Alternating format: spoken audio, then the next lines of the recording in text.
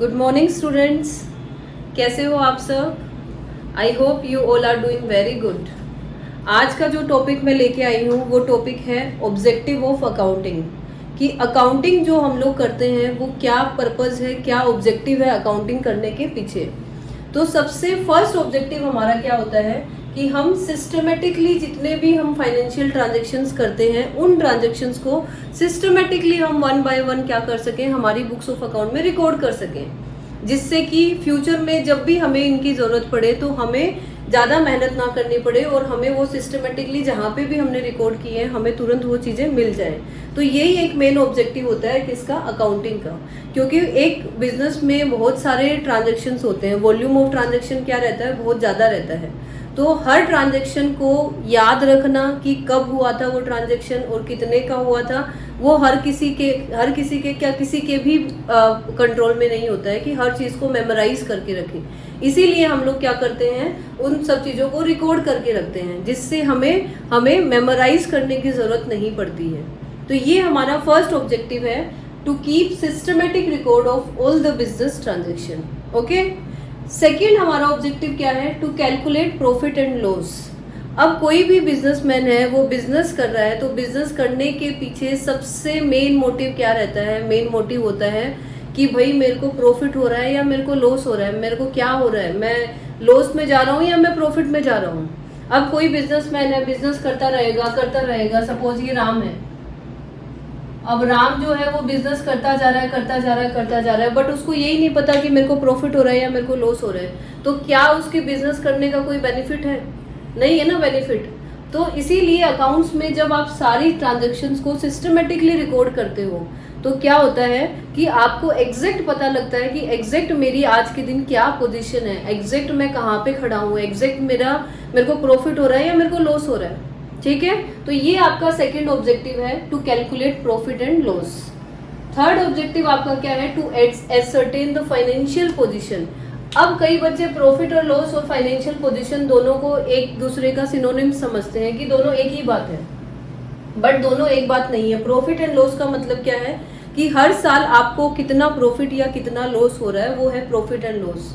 But financial position का मतलब क्या है, फाइनेंशियल पोजीशन मतलब भाई आपके पास कितनी असेट है और कितनी लाइबिलिटी है।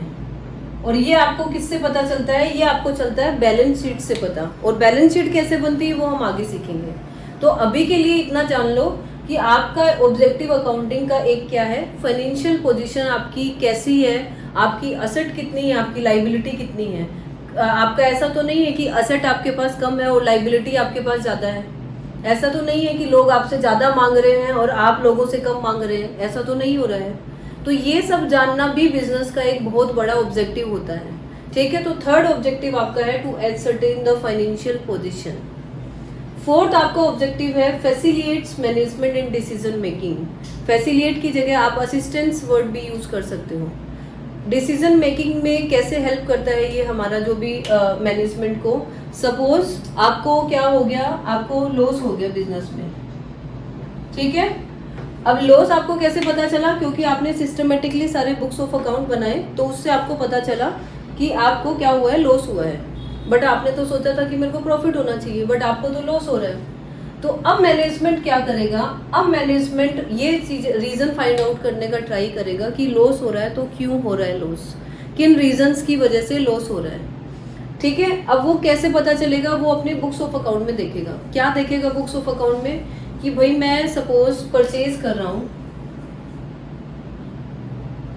तो ऐसा तो नहीं है कि मैं महंगा परचेज कर ले रहा हूं या कोई ऐसा सप्लायर है जो मुझे सस्ता सामान देने के लिए तैयार है। ठीक है, ऐसा तो नहीं है। वो ये सब चीजें रीजन फाइंड आउट करेगा। तो ये सब रीजन कौन फाइंड आउट करने में हेल्प कौन करता है, अकाउंट्स हेल्प करते हैं। किसका, मैनेजमेंट का। ठीक है, फिफ्थ आपका आएगा providing accounting information to user. अब राम को जरूरत पड़ गई 10 लाख रुपए के लोन की, राम गया बैंक के पास में, बैंक ने राम से मांगा उसके बुक्स ऑफ अकाउंट, उसके फाइनेंशियल स्टेटमेंट, जिसको देख के बैंक को पता लगेगा कि राम की फाइनेंशियल पोजीशन कैसी है, राम क्या इस सिचुएशन में है कि मेरे को जो भी मैं इसको लोन दूंगा वो लोन के पैसे वो वापस कर पाएगा, क्या इस पोजीशन में है। तो वो क्या देख के पता चलेगा, वो आपके अकाउंट्स देख के पता चलेगा। तो राम के पास यदि अकाउंट्स होंगे तो राम क्या करेगा, वो अकाउंट्स को बैंक में प्रेजेंट करेगा और उसको इजीली लोन मिल जाएगा। लेकिन क्या राम ने अकाउंट्स मेंटेन नहीं किए होते तो क्या राम का पॉसिबल होता कि उसको बैंक लोन मिलता? नहीं मिलता उसको। तो इसीलिए अकाउंट्स हेल्प करता है providing accounting information to users. जो भी अकाउंटिंग इन्फॉर्मेशन यूजर्स को चाहिए वो अकाउंटिंग इन्फॉर्मेशन हम यदि सिस्टमेटिकली सारे रिकॉर्ड्स को मेंटेन किए हैं तो इजीली हम प्रोवाइड कर सकते हैं। ओके, तो ये थे आपके 5 ऑब्जेक्टिव्स ऑफ अकाउंटिंग। एक बार फिर से रिवाइज कर लेते हैं। To keep systematic record of all the business transaction, to calculate the profit and loss, to ascertain the financial position, facilitate management in decision making and providing accounting information to users। ये आपका छोटा सा topic था objective of accounting. I hope कि आपको ये सारी चीज़ें समझ में आई होंगी। कोई भी डाउट होगा तो प्लीज़ कमेंट सेक्शन में मेरे को मेंशन कर दीजिएगा, मैं उसको जरूर से मैं सॉल्व करूँगी। ठीक है, थैंक यू सो मच।